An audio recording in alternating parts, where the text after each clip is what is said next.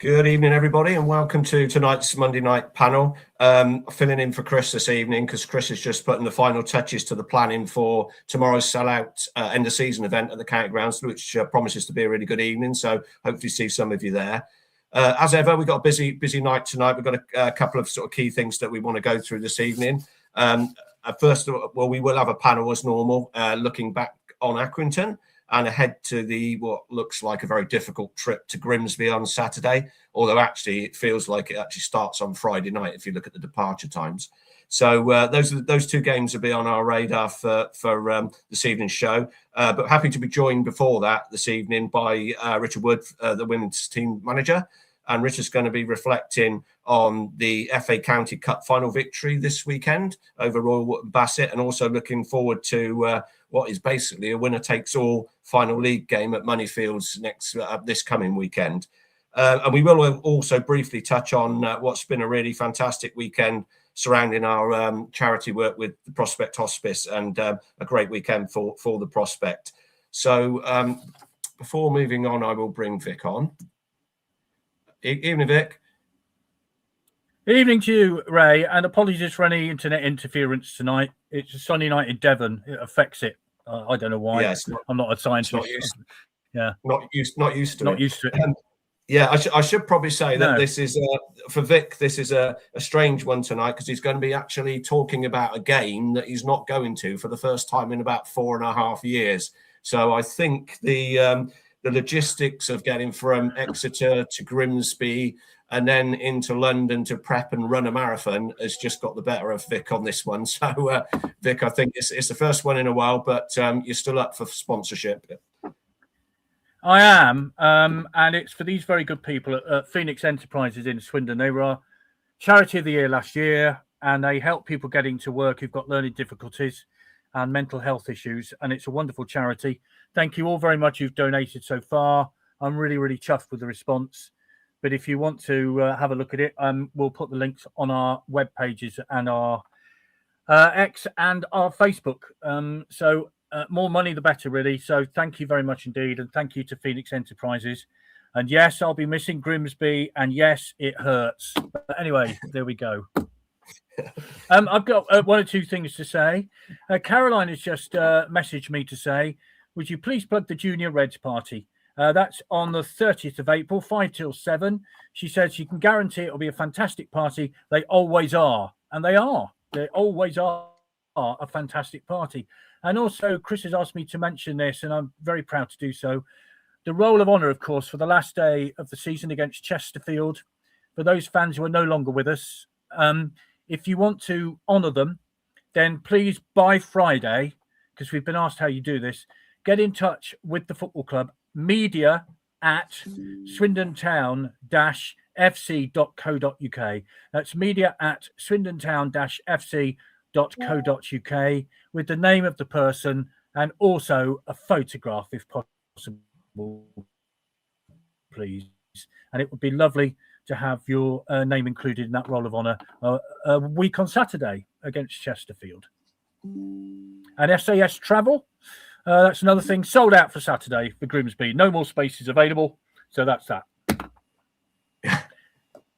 Yeah, brilliant. Thank you, Vic. Yeah, just before moving on, we just wanted to cover briefly. Obviously, last Monday's on the sofa, we talked with the Prospect around the up and coming event, and obviously as part of Saturday, we had the men's walk. So it was just to say, really, on from my own point of view, on reflection, what a wonderful event it was. It was really well supported. I think there's around 300 men did it.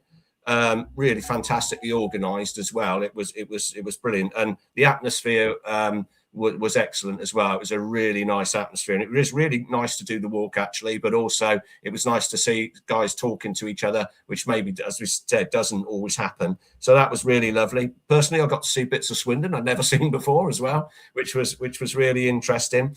And you know, so it's a really successful event for them. Actually raised over 70k. It will be over 70k. So it's, as well as the the ethos of the event, it was a really good fundraiser on Saturday for them. So looking forward to the next one, basically. On a footnote to that as well, it was really great to see people on Stratton Bank for a change as well. That was quite nice as well on Saturday. And then continuing in the vein of raising money for Prospect, it's actually been a good weekend for the OSC as well in that regard. So some of you may have seen the £10,000 cheque presentation on the pitch after the game. We were really proud to issue that to the Prospect as a result of our fundraising efforts at this point in time.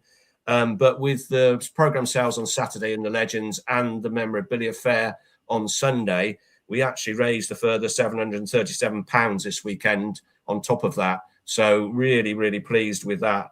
And a massive thanks to everyone that supported that, including all the donations that we had to make that possible as well. So thank you very much for that. Not done yet. This week, obviously, tomorrow evening's end of season we'll have some more fundraising activities for the Prospect.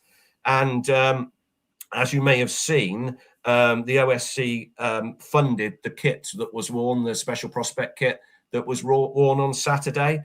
And we will now look to raise further funds from that kit. So please watch this space, because we will give you potentially the opportunity to own one of those match day kits. Details of that will be up and coming soon. So from a fundraising point of view, still more to come, but a great weekend kind of working with the Prospect. Yeah. So Vic, if you're okay, we'll look to bring Richard on.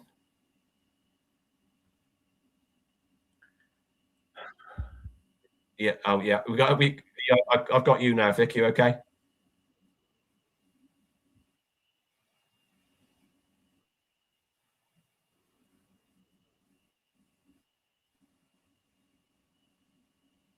Hey, Vic. So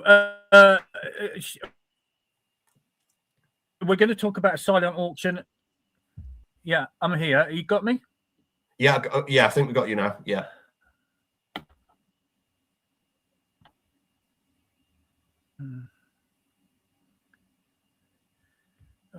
Is it on? Hello? You got me? Yeah. Yep, we've got you. Yeah. Can you hear us, Vic? We're going to. Yeah, I can. Yeah. Sorry, it's all a bit weird. Yeah, we're going to talk about silent auction a little bit later on as well, but we're going to can't keep Richard waiting any longer, I don't think, can we? Because Richard Wood is very kindly joining us from a service station. We'll speak to him in a moment. But here's a look back at what happened yesterday. Some celebrations for the Swindon Towns women.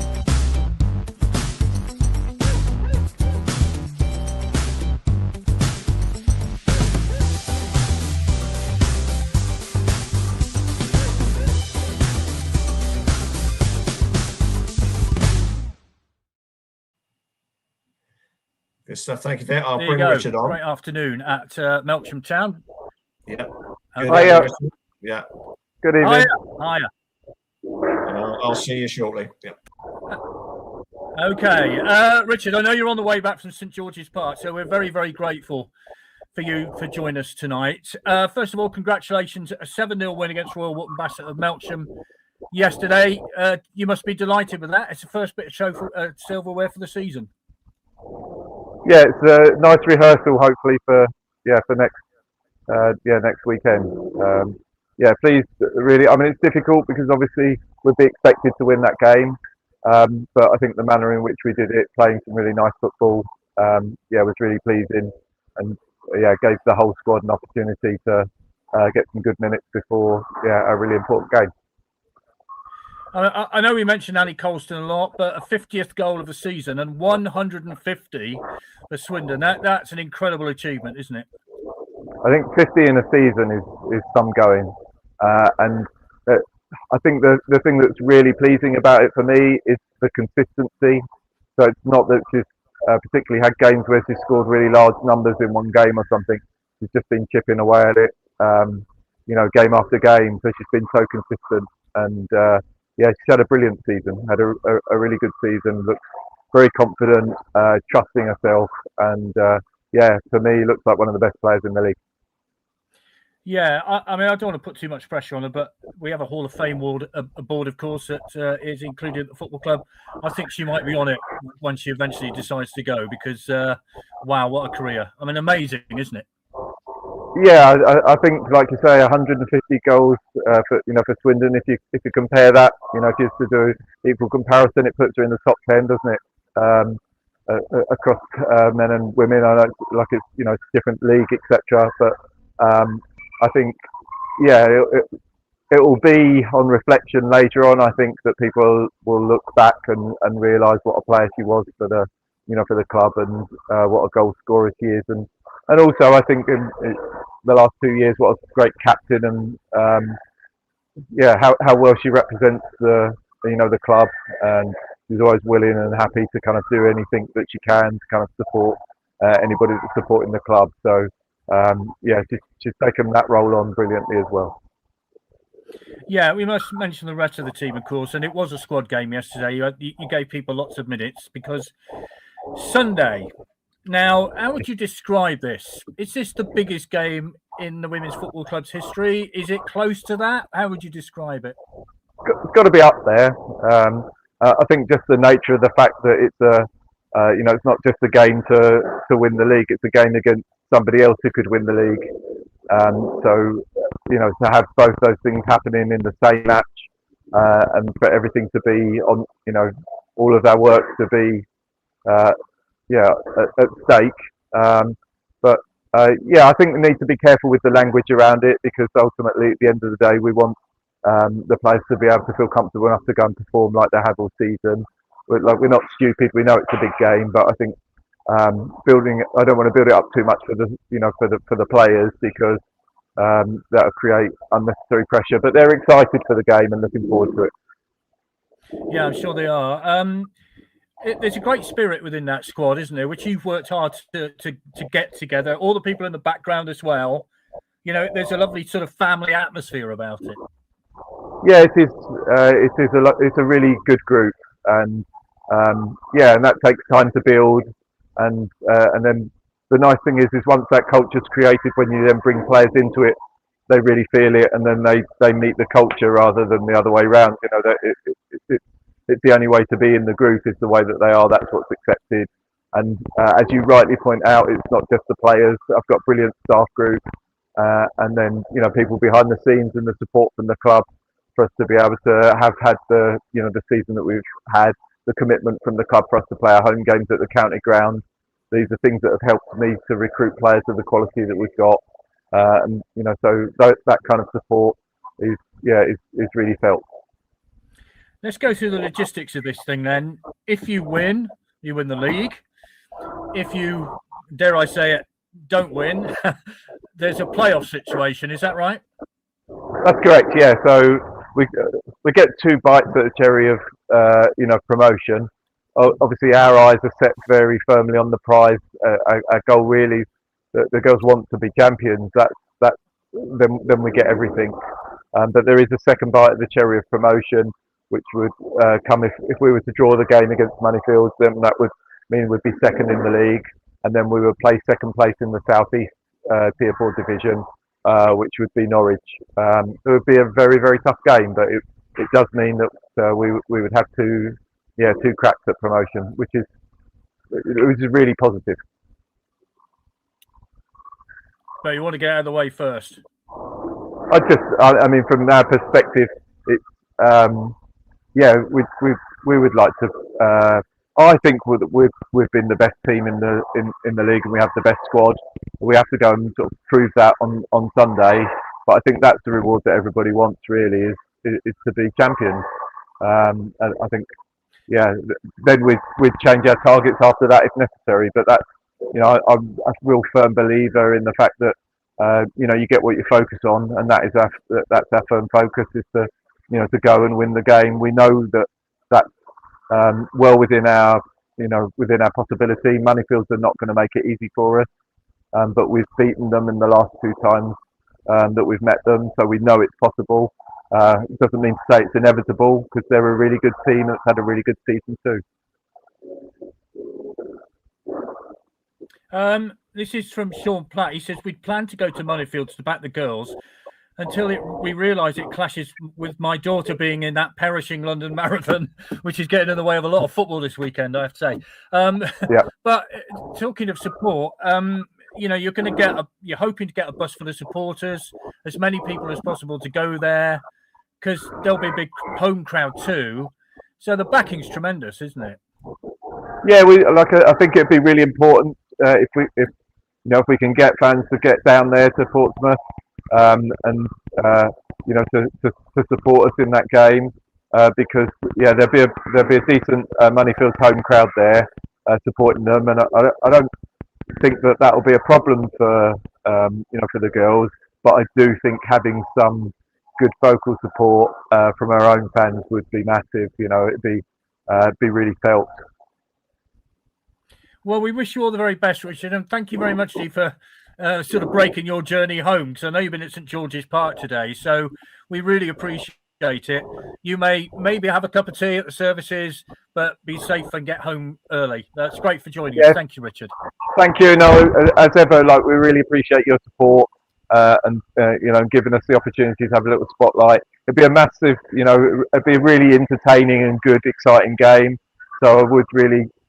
Any support that we can get, I think they won't be disappointed in what's going to be a dramatic day next Sunday. So I appreciate your support for us as well. So thank you.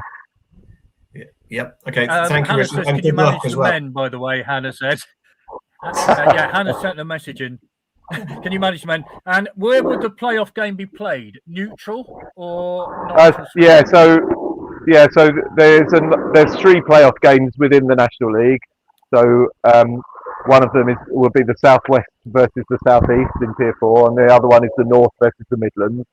So those 2 are playoff places to go up into Tier 3, and then Tier 3 have a game between the Southern and the Southern Premier and the Northern Premier to go into the Championship, and those games are going to be held on the Friday, the Saturday, and the Sunday, as would be on the Sunday if we're in that position, and they're all being held at Burton Albion's ground. Okay, so you travel to Burton for that playoff, is that right? Yes. Yeah, no, we won't. We're going to go and win the league. Fair enough. Yes, absolutely. You are right. So, Richard, thank you. Thank you very much. And good luck. Cheers. Thank you very much. Appreciate it. Cheers. Thank you. Bye. Bye. Great Okay. to talk to Richard on the way back from St George's Park today. So we appreciate him breaking his journey, and what a fantastic season they have. Andy Colston, 50 goals in a season, 150 for the town. How extraordinary. Yeah, fantastic. Right, shall we bring us in two other members on the panel tonight? Shall we bring them on, Vic? Yep, let's get on with it. First of all, good evening, Andy. Good evening. And good evening, Rob. Hello, one and all. Probably should say not to rub it in with Vic missing Saturday. Rob actually celebrates a very important anniversary on Saturday. It's 40 years since Rob missed one. So yeah, congratulations. And I'm not missing Saturday. Yeah. No. Yeah. No, and his hair was not that colour when he started, I think it's fair to say. I don't know, actually. It feels like it's definitely got greyer over the course of the last 3 or 4 months. I can say it that much. Yeah. Congratulations. Halifax away in 1986. I was Correct. there. Yes, so I know you were. And then missed Yeah. Charlie Henry's hat-trick, typical. Yes, you did. Yeah, so I'll take that one instead, even though it still hurts that I'm missing Grimsby on Saturday. Anyway, let's get on, shall we? Right, we'll get round the panel. Swindon Town 2, Accrington Stanley 2, Josh Woods on 23 seconds, Ollie Palmer on 18 minutes, Aaron Drinan, the League 2 Player of the Season. We should congratulate him about that award. 28 goals in all competitions this season, which is fantastic. Aaron Drinan on 20, and then Luke Butterfield on 90 plus 2 minutes. Rob. I mean, that big size sums it up, really, doesn't it? I think there's... I don't think any of us who were there on Saturday quite can explain how we concede a goal in 23 seconds. That clearly is a lack of concentration. I just don't think they'd switched on from the start. And ultimately, albeit a 92nd minute equaliser, that first minute goal set the tone, didn't it? It just put everybody on the back foot. And although we had a very good 5 minutes where we scored twice, could easily have scored again, aside from the 2 1-on-1s, one at the end of the first half and one right at the end for Fletcher Holman, you've got to say the bits in between really wasn't of the standard that any team that's expecting to get promotion can achieve. And that, I fear at the moment, is the overriding emotion that's going through almost every Swindon fan. I'd love to turn around and say to you, we're all extremely optimistic and everything's going to go our way. But it just doesn't feel that way at the moment, does it? It just feels like everything's a struggle. Everything's hard work and nothing is coming easy. And there are teams around us at the moment who are playing much better than us. Unfortunately, our last 2 games of the season are against 2 teams in that situation. So it's going to be a real struggle now. We've put ourselves in a position where we are still in control of our own destiny, but there are other teams that we're going to play who are also in control of their own destiny as well. So it's going to be a real slog now and a real difficult end to the season. And all of that could have been avoided if we'd have been playing to the level that we were playing in the first half of the season for the last 3 months. It really feels like we're on the precipice of this being a season wasted. Yeah, I was thinking about Aaron Drinan, actually, that wonderful goal against Bolton in that magnificent FA Cup win. And you just think, if you talk about season highlights, that goal and that performance has to be right up there as probably the best of the entire season. Michael says, congrats to Swindon ladies. Good luck in the big game with Moneyfield. Shame the men's team can't emulate them. John says, you play the game till you finish, put the ball in the corners, defend your lead right to the end. And Philosophie Mabete playing. What do the panel think? Well, we'll get to that question a little later. Andy, your view on Saturday's game? Extremely disappointing. I just can't believe that, to concede that late in the game was just unforgivable. When McGregor tried to take 3 of their players on when he could have taken it out to the corner and wasted a bit of time. They seem to get the ball from that, and before you know it, it's in the back of the net. So I was really frustrated. I just, it's probably the worst I've felt at a football game. I know it sounds daft, but it's the worst I've felt probably all season, because that game meant that gaining just 1 point has really put pressure on ourselves now. And if Grimsby can go and get a result against Cambridge tomorrow night, that's really going to put the pressure on. It would mean that we have to go there and get 3 points up at Grimsby and get 3 points at home to Chesterfield, just to get in the playoffs. So, yeah. Yeah, I'll go through the league tables in a minute. But Ray, that is a big game tomorrow night, Cambridge against Grimsby, isn't it? It was one of those games on Saturday. I mean, you just sort of, I don't know, you threw something down on the floor, didn't you? It was one of those games at the end. Yeah. I didn't have the energy to throw anything around at the end. But, no, you're right. I've been, it's when it happens now and again. The frustration just boils over. It was really frustrating end.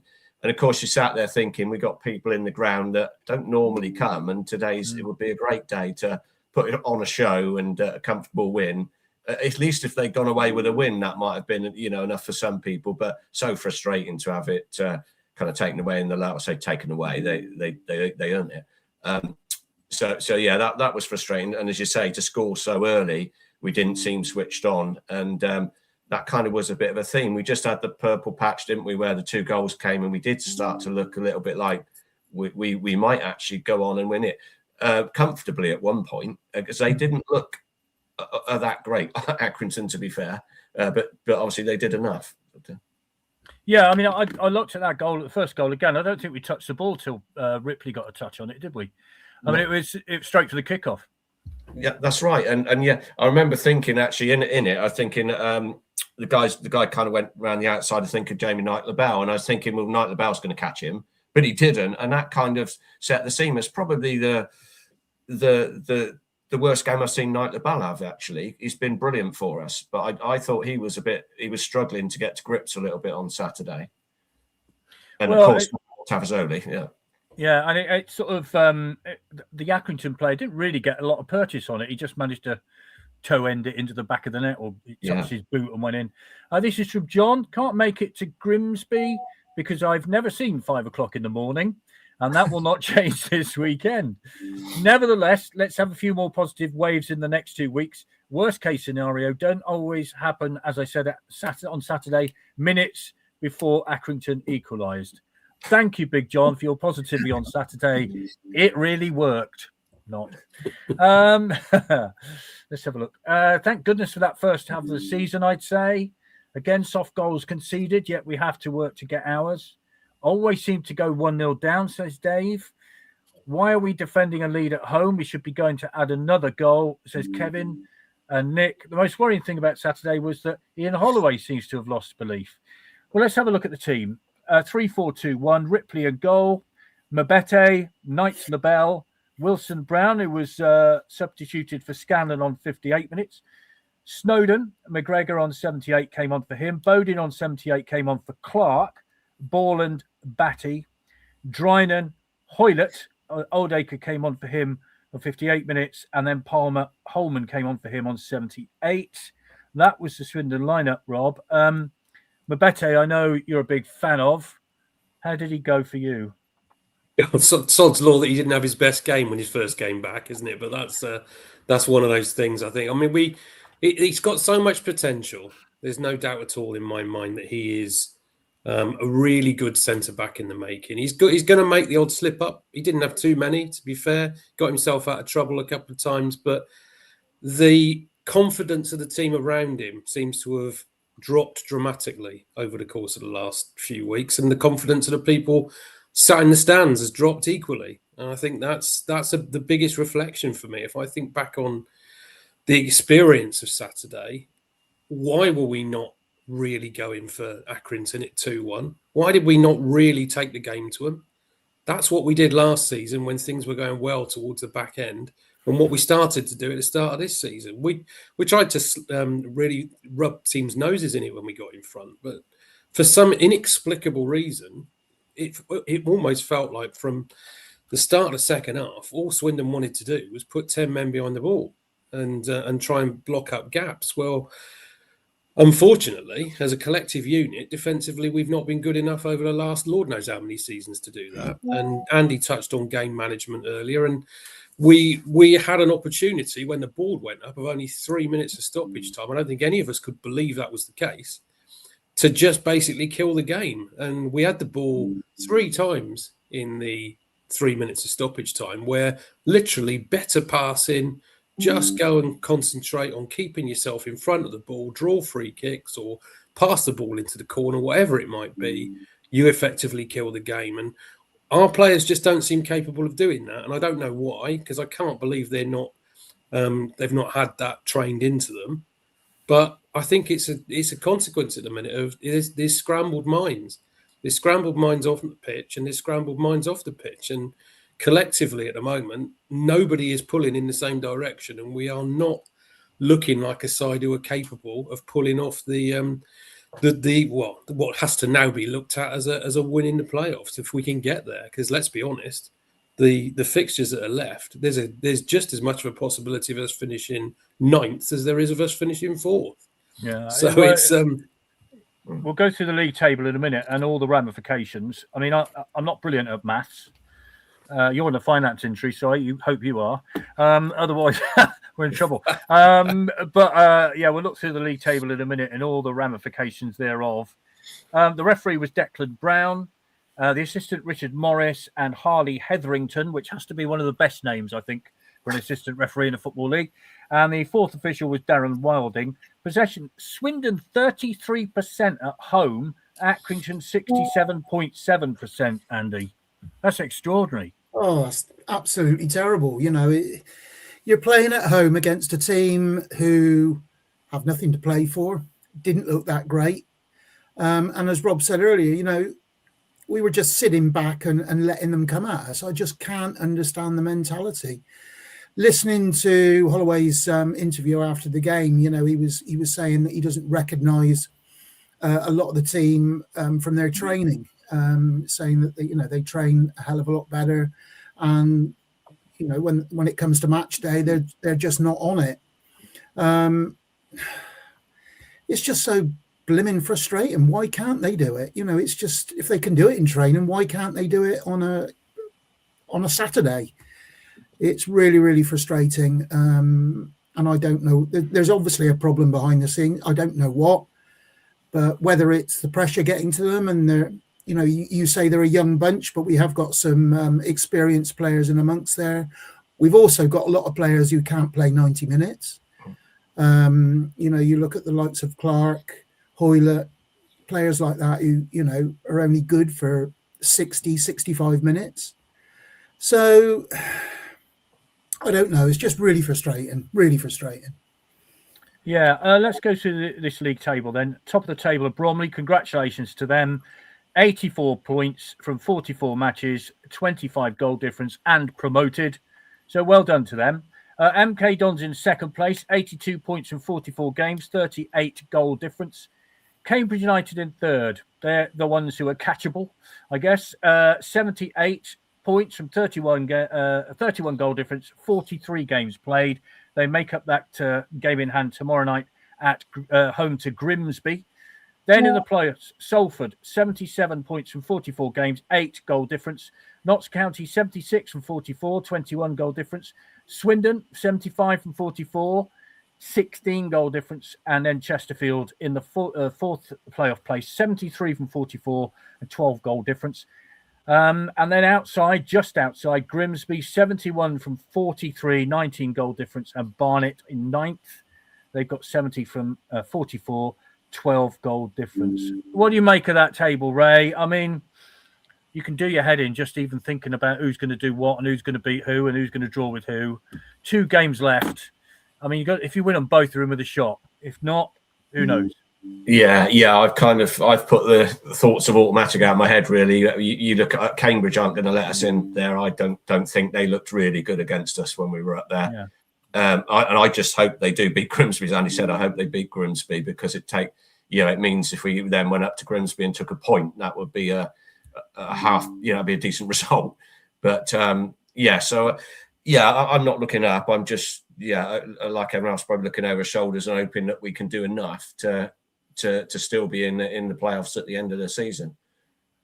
Well, loads of messages coming in, as you can imagine. Thank you very much indeed for contributing. Hi, Matt. 44 games in. We don't know our best 11, our style of play, stroke identity. Kevin, there weren't many leaders on the pitch. Did the subs come on one side and run straight off the other side? They certainly had an impact. Bottom line is Grimsby and Chesterfield win their remaining games. We miss out. Dave says, sign their number 5 at the back. That was Rawson, who's a really sort of bald-headed, typical League 2 centre-half and doesn't miss anything in the air, I think it's fair to say. Hi, Glenn. Over all the years I've been watching Swindon, I've learnt that you can never trust the team to do what you would expect. Really nervous about the next 2 games. Hi, Lee. Is it the case that we don't want to go up? How will they fund the extra cost of going up? Awards night tomorrow. That's going to be fun. Thanks, Kevin. Oh, dear. More of those to come. So, Rob, looking at that table, Cambridge against Grimsby tomorrow, Salford against Bromley Thursday. You can look at it 2 ways for Bromley now, can't you? They can clinch the championship on Thursday night or still celebrating from Saturday. It's one of those, isn't it? Yeah, it is. I think tomorrow night is critical for us now. Obviously, we weren't expecting it to be, but it is. We really do need Cambridge to do us a favour. I think, like we've said before, if Grimsby win, they've got the motivation. It might still leave us with the massive outside chance of automatic, but I don't think any Swindon fan is genuinely thinking about that now. It's just a case of preservation in the playoffs. So we really do need Cambridge to beat Grimsby. If they do that, then I thought initially we might be okay with a point at Grimsby. Then I've just taken another look at that table and looked at Barnet's 2 fixtures and think they'll overhaul that goal difference in their 2 fixtures. I'll be very surprised if they don't win both, and they don't win both comfortably, because Gillingham have been on the beach for the last 3 months. And Harrogate, whilst they will have something to play for, aren't bottom of the table for a reason. They are the worst team in the division and will probably end up being there. So if you were to pick any team in that playoff picture at the minute to have the fixtures that they've got, you'd rather have Barnet's than anyone else's. That being said, if Grimsby don't get a result tomorrow night, that puts all the pressure on them. I would know we've been talking about having all the pressure on us. If Grimsby don't beat us, they won't be in the playoffs. It's as simple as that. So there will be a lot more pressure at the start of the game on them than there will be on us. So we have to look at it in that context, I think. I mean, it's a crazy year, if I'm honest. 75 points, which is what we've got at the moment, would get you in the playoffs virtually every season that I can remember. And now we're talking about 78 might not even be enough. Win one of those two games, and that still might not get us in, potentially. So it's a very, very weird season in that context. But of course, you can only deal the hand that you're given, can't you? You've not got any. You can't look back at past years to say that this is enough, because it clearly isn't enough. And if we get in the playoffs with 75 points, then it can't happen. It simply can't happen, because that means a defeat against Grimsby and a defeat against Chesterfield. The only way we could get in with that would be if Grimsby lost all their other games. So I just don't think that will happen now. I think we absolutely need something on Saturday. And there's a good chance we might well need something against Chesterfield as well. Who are going to bring a healthy following, I think it's fair to say. I'm not sure whether they get the bank or not, or get part of the bank. I'm not really sure. But they'll certainly, I think they've sold out their initial allocation anyway, Chesterfield. So they'll bring a healthy following. Ray touched on this earlier, and it was nice to see people on the bank on Saturday, wasn't it? I mean, unfortunately, the equalising goal went in there right at the end, so that's enough to deflate anybody on it. But it did. The sun was shining, people on the bank. What's not to like? Exactly right, and it would have been great to have a win to go with it. It was really, really nice to see people on the bank. Our own supporters on the bank for the first time in, I can't remember, to be honest. Reminds you of times of old, doesn't it? People stood on the bank back then. So yeah, really nice. Yeah, it was good. Matt says Holloway hasn't handled the adversity very well. Luton, Monroe, EFL. So I suppose no wonder the sides struggle under the pressure. John says the owner doesn't want Swindon to win. I'm not. Well, make your mind up. I don't know. Kevin says every season. This is the same chat. When can we say what a season in League One? Here we come, Andy. That is a. I mean, how long are we? I was talking to a younger fan at the memorabilia fair yesterday, and I said, "Can you actually remember us in League One, apart from the COVID season?" And he couldn't. No, I don't suppose they can. I think this is the longest period now that we've been in League Two. And a club of our size shouldn't be there. No one's got a divine right to be, in a certain league because of the size of their support or what have you. You've only got to look around at some of the teams that are in League One. That you would argue that some of them should be at least Championship. And then there's other clubs like the likes of Stevenage and Burton who are doing very well, or Stevenage, are doing very well at League One level. So we need to be back in League One. That's probably our traditional league, if you like, our level where we've spent most of our time throughout, the Football League. So it would be nice to get back to League One level. And then, we could easily then knock on to the Championship. With the support that we could get, we could easily be a Championship side. But, I'm running away a little bit and thinking of what could be. But there's a don't run before you can. Exactly right. Totter, I think it's fair to say. Yeah, that phrase about traditionally being in a League One side, I get what you're saying, but at the minute we're not. I mean, it's that simple, isn't it? Out of the last 10 years, how much League One football have we had? One. I mean, let's have a look. I spent so much money on going away, like so many other people have. I'm going to Grimsby on Saturday. I'll be so disappointed not to go up. And if we don't, and League Two Players of the Year will be definitely sold, says Dave. Aaron Drinan, Ray. I mean, 28 goals in all competitions, 22 in the league. That's an amazing achievement, isn't it? And it's not just his goals, is it? I mean, it's his work rate, which is extraordinary every single game. Yeah, absolutely. And if you're a lower league club in either of the two lower leagues, who wouldn't want him? And even potentially higher. But yeah, it's going to be. I think regardless, it's going to be a massive job to hold on to him. To be fair to the guy, because he's got a career to think about. And yeah, we've got the protection of him now having a longer contract. But if the right offer comes in, you can't see him not moving on, can you? No, I mean, I think anybody who plays for Swindon, all you want is 100%, and I think you get that from Dryden every single game. So whether he scores or not is kind of irrelevant because he does run his socks off. Simple as that. Talking of socks, of course, we just should say that part of that the shirts from that kit on Saturday will be auctioned off, so we can make more money for the prospect. And also, I'm just going to say we've got. I think you know more about this than I do, really, in a way, Ray. But we've got a League Cup final LP. For those who are older, LPs are big, round, 12-inch black things, and you put them on a record player, needle goes on, it goes round and round, and stuff comes out. Well, what it is, it's the hospital radio commentary for Swindon versus Arsenal, 1969 League Cup final. We will be putting this out on socials. There'll be a silent auction tomorrow night at the awards ceremony.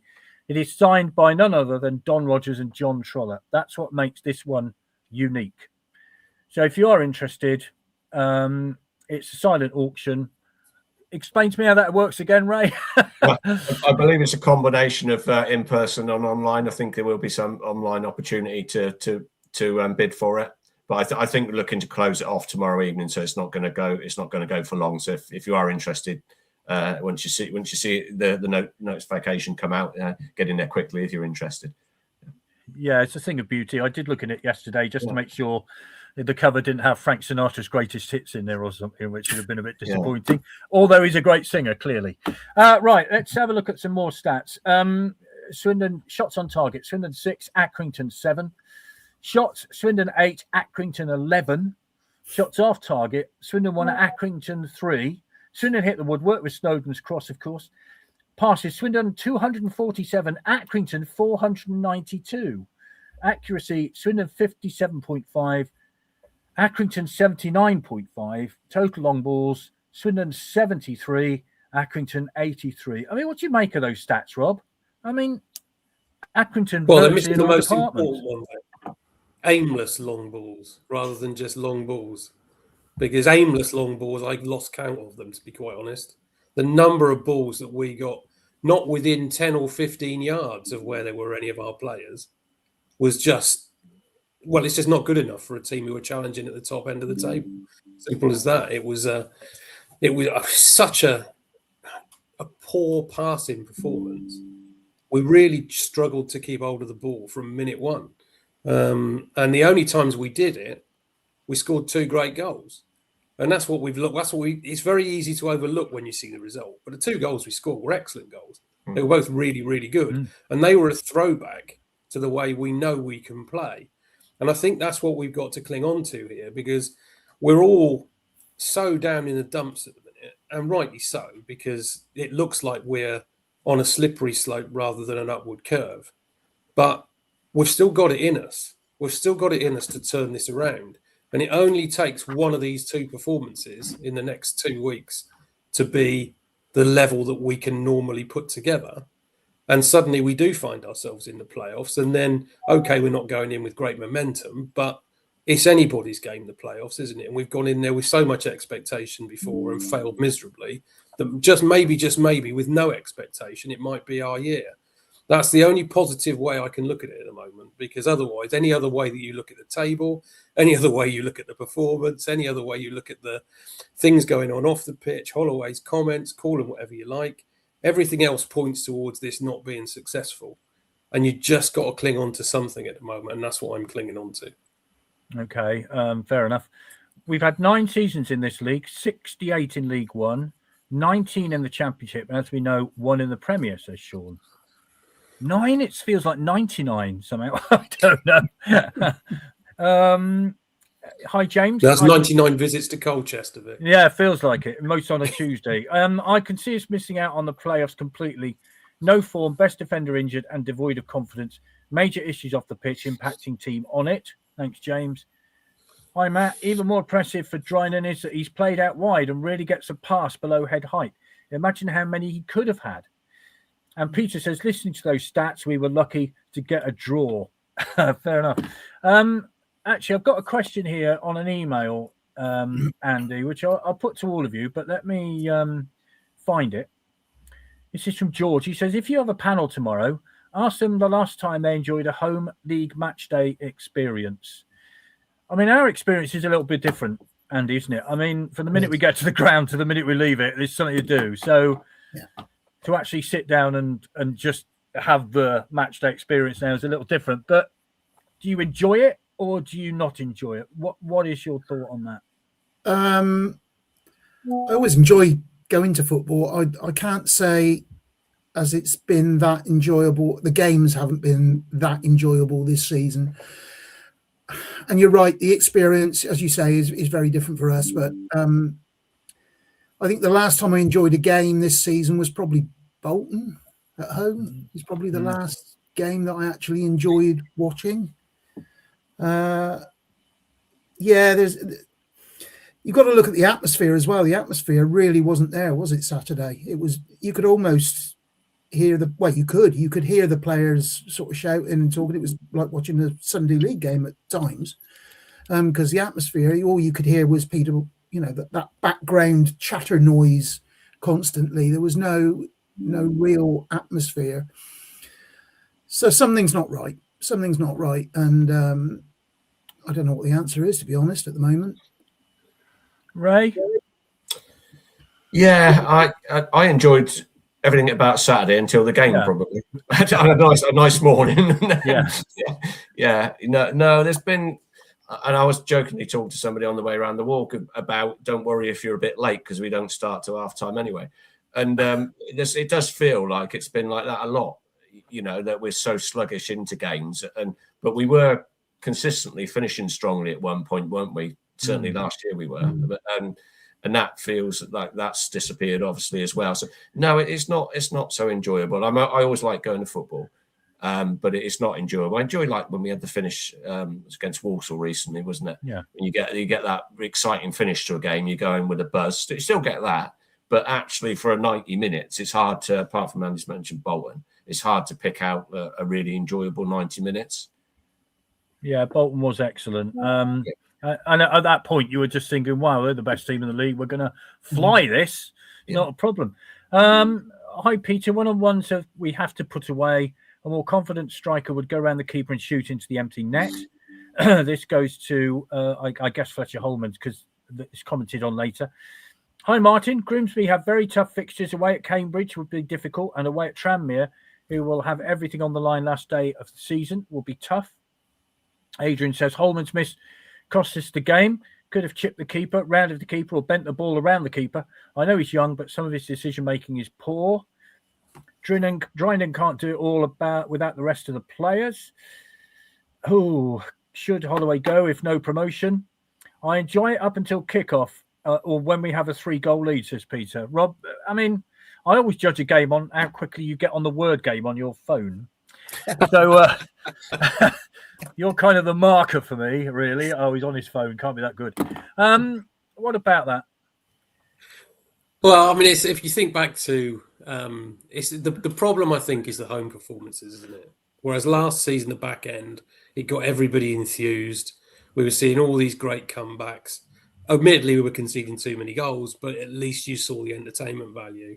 And I think that's what's been sadly lacking in the home games. We might have got some results, more first half of the season than second half, but you just haven't seen that level of excitement this season. And that comes from the squad that Holloway's put together, because he's not got that number of game-changing forwards that he had last season. And the ones that he's got that can possibly do that and entertain us are generally injured at the minute, the likes of Glatzel and Butterworth. We have had some cracking performances this season. I know it feels like a long time ago, but we did go and turn Rovers over at home at their place really well. We won a super game at Crewe when the 45 minutes of football we played before half-time there was as good as anything. And obviously we've talked about Bolton. So, but the problem is all these games that I'm bringing up now, were a first half of the season. There hasn't been one in the second half. There's been games which we've enjoyed the very end to because we've managed to get ourselves in front and hung on, but it's never felt comfortable. There hasn't been a game this season that's felt comfortable. Just saw Peter's note about 3-0 up. 3-0 up. I don't feel comfortable at 3-0 most of the time unless we're in stoppage time. And I remember Accrington when that was very nearly not good enough then as well. Yeah. So confidence as a town fan, I think, is very, very difficult to grasp hold of. And some people like to be extremely talk up the optimism as soon as they possibly can. Others of us, and I think probably because we've been browbeaten over so many years of things not going quite so well, we just look at the realistic part of it. And I think maybe for once on Saturday, we need to go up there and forget the realism of where we are. We treat it as a one-off game, treat it as a cup tie, winner takes all. I mean, we get a second chance. They probably don't. If they don't beat us, that's probably it for them, unless they go and get a result at Cambridge. But if we win, that's probably it. We're probably done, and we probably will make it. So for me, it's a cup tie, and we need a cup tie atmosphere from our fans because you can damn sure that Grimsby will bring in that cup tie atmosphere there. They do get a decent home support, and they do make some noise up there. Horrible place to go. We've done it many times over the years, but we have picked up some good results. One really good one there last year. Talking of good results, so they're not this wonderful team that everybody's making them out to be. They just score a lot of goals, and that I think is our problem. They do concede a lot too, but they do score a lot of goals, and obviously that means therefore that we've got to come up with some defensive plan this week. And without the captain, who's been the one player at the back with that height, with that physical presence, with that experience, that I think was what was lacking on Saturday. We had a goalkeeper who had experience, but we didn't really have any centre backs in there with any experience. I don't understand the logic of not putting Will Wright in the squad, bearing in mind we knew Ollie Clark wouldn't get a full 90 minutes out of him. So there was a good chance if one of the defenders like Todd Wilson-Brown coming back for first time in 4 months isn't going to play 90 minutes, then suddenly you change him to a back four rather than a back five, which is what we did. And that puts so much pressure then on Knight, Labelle and Mabete, because they're then expected to play a role that they don't normally perform because they've normally got somebody experienced alongside them. So we got to come up with a plan for Saturday, and I hope Holloway shrugged off the ill effects of this weekend, because obviously there was some negativity in his post-match comments. He did say that he didn't recognise his team. He's got to go and change that attitude completely on the training pitch this week, and the players have got to perform. They have got to perform, because if they don't perform at Grimsby, they're going to be under real pressure in that last game against Chesterfield. This is making me even more looking at the train times from London to Grimsby on Saturday. Hi, Steve. Only been to one game this season, which was Bolton. No interest in watching them at the moment. At least on TV, I can switch the rubbish off and go and do something less boring instead. Do you remember that programme? I think he's hinting. Why don't you? Yeah, exactly. Why don't you turn off the TV and go do something less boring instead? Yeah, absolutely. Well done. That's brought like a lot of memories out, Steve. In fact, most of the time I did used to turn that off and go out and do something less boring. Kevin says, yep, in his own words, I will have failed. The football is woeful. Let's remember we beat Grimsby 4-0 away last season. Steve says Luton was good until the cock-up after the match. It was a good night, actually. That was one of the better performances of the season, to be honest. Mabete and Will Wright scored, if I remember rightly. They played really well. We've only lost one in the last 10 against Grimsby, so fingers crossed. Right. Oh gosh, John says now you're talking rubbish. Beating Rovers will not win the league. I don't think we said that, did we? We said it was beating rubbish. Rovers was one of our best performances of the season, and it was. Yeah, that's exactly. Unfortunately, there hasn't been 45 others to go alongside it. Yeah, will be a full house there for them. The away day support has been louder and better than home. Well, we did have Delaney, but, says Anthony, yes, he's at Newport. Right, 5 minutes to go. It's getting. I should have put the light on. It's getting dark. I disappear. Oh, my glamorous assistant is about to put the light on for me. Thank you very much. So Saturday. And then the following Saturday, bearing in mind, we've got... There we go, look at that. Hello. We've got Cambridge, Grimsby tomorrow. On Thursday, Salford and Bromley. Where are we going with this, Andy? What is your expert opinion on where we're going to be? I can't see Grimsby getting anything at Cambridge. I think obviously the game's very important for Cambridge, so I can't see them getting anything there. Well, you know, you never know in this league, but that's my gut feeling. I think Salford, Bromley, Salford, I don't know. Both teams need something, don't they? Bromley for winning the championship, Salford for staying or are still going for automatic as well. So that's going to be an interesting one. Probably land up being a draw. I think we will just scrape in, is my feeling. Okay. If you were Bromley, would you rather win the title at Salford or at home? I don't know. Ray. Yeah. I'm hoping we sneak in. It's not beyond the realms of possibility we get a couple of draws, is it? But it's as Rob said, we may need the wins in there. But no, Grimsby's been interesting. You can't get confident about it, can you? But at the same time, as Rob said, the pressure will be on them. And you know, how does the Holloway thing play out? He'll be a pantomime villain, won't he, up there? But is he actually the pantomime villain that bursts their bubble? And I'm sure they'll be worried about that. And on the other side of it, you know, I'm thinking about Charles Vernon, who we almost had down here, has been playing really well for them. So what part will he play? It's so difficult to call.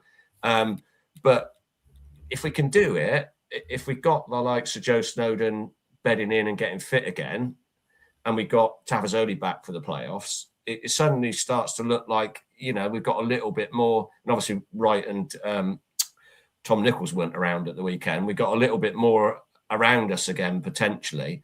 But it's going to be nervy, and it's going to go to the last day, and it'll be an interesting game. Another one I'll throw into the mix, Rob, was Harry Smith. He said his target was to get back for the last game of the season. I mean, he's been around recently, hasn't he? I don't know. I mean, is it worth a go or not? Well, it's worth putting him on the bench if he genuinely is fit, and stick him on for 5 minutes if we need a goal, that's for sure. Or maybe stick him at the back if we need to protect something, because we know he can do that job too. I mean, again, you don't, however much is it important to all of us, you've got to think of your own career. As a football player, you have to think about your own welfare. And if 5 minutes is what he's capable of, and he won't do himself any damage by doing it, then all for it. But you got 7 substitutes, so you can easily cover for somebody else if you know that one player can be wrapped up in cotton wool for 5 minutes. So it's not a suggestion that's a bad suggestion. I'm just fearful it probably won't happen, to be honest. And unfortunately, I'm fearful at the moment that our promotion won't happen either. I have to say, I'm really struggling to see us getting a result on Saturday. And if we don't get one Saturday, it becomes really tough at Chesterfield. So I, like Andy, am really hoping that Grimsby get a good tonking tomorrow night at Cambridge. And if they do that, then maybe their confidence starts to sap a little bit ahead of our game, and that gives us a better fillip for it. But playing as we are at the moment, it's very, very difficult to be optimistic. But I always am. So we'll win at Grimsby 3-0 and we'll beat Chesterfield 5-0. Excellent. That'll do nicely. Hi, Marion. Lovely to hear from you, and thank you for all you've done throughout the course of the season. Really appreciated it. So, sorry, Vic, didn't hear why you're missing the Grimsby game. Or have I gone out about it too much? Perhaps I've gone on about it. Highlight of the season is that team in yellow down the A420 going down. If there was ever an incentive to go up. And John says, I think you're kidding yourselves. Well, we'll see. I mean, we'll see what happens over the next 2 weeks, because we'll know a week on Saturday. It's that simple. It's around about 5 o'clock. So we'll have a panel on Monday night to discuss what went on at Grimsby. You'll be able to tell me about it. And then we'll see what happens the following Saturday at home against Chesterfield. And once again, don't forget, of course, this Sunday, the women have a fantastic chance to win their championship if they win at Munnerfield. So we wish them all the very best. Great to have Richard Wood, the manager, on earlier. And well done to them for their 7-0 success in the Wiltshire FA Cup yesterday. First piece of silverware of the season for them. And don't forget, we'll put that silent auction, I think, aren't we? Are we putting it on socials later, Ray? I think that's going out. I think Chris was organising that. But, yeah. Yeah. Okie dokie. Yeah. Right. Thank you all very much indeed. Ray, thank you very much for hosting. Yeah, and if you're going tomorrow night, we'll see you all. If you're not, these three, we'll see you at Grimsby on Saturday. See you shortly. Yeah. Cheers. Cheers all.